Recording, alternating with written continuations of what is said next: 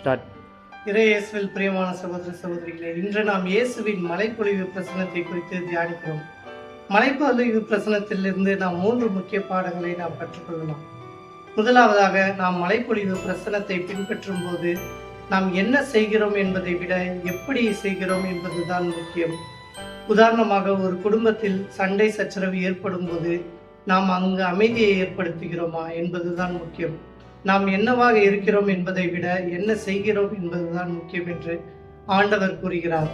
மேலும் இரண்டாவதாக கூறும்போது, இந்த 8 பேருண்மைகளையும் நாம் தியானிக்கும் போது இது அனைத்தும் விண்ணரசை நோக்கி செல்கிறது. உதாரணமாக, அமைதியை ஏற்படுத்துவோர் பேறு பெற்றோர் என்று ஆண்டவர் கூறுகிறார். இதையெல்லாம் நாம் காணும் போது நாம் மற்றவர்களுக்கு செய்யும் உதவிதான் நம்மை விண்ணகத்துக்கு அழைத்து செல்கிறது என்று இயேசு கூறுகிறார். மூன்றாவதாக, ஆண்டவர் இயேசு கிறிஸ்து இங்கு தெளிவான விளக்கத்தை நமக்கு தருகிறார். அதாவது என்னவென்று பார்த்தால், நாம் என்ன நிலையில் இருக்கிறோம் என்பதை நாம் முதலில் அறிந்து கொள்ள வேண்டும். நாம் கோப நிலையில் இருந்தோம் என்றால் நாம் மற்றவர்கள் மீது கோபம்தான் கொள்வோம். உதாரணமாக, நாம் எவ்வளவு தூரத்திற்காக மற்றவர்களுக்காக செல்கிறோம் என்று ஆண்டவர் இயேசு இங்கு கேட்கிறார்.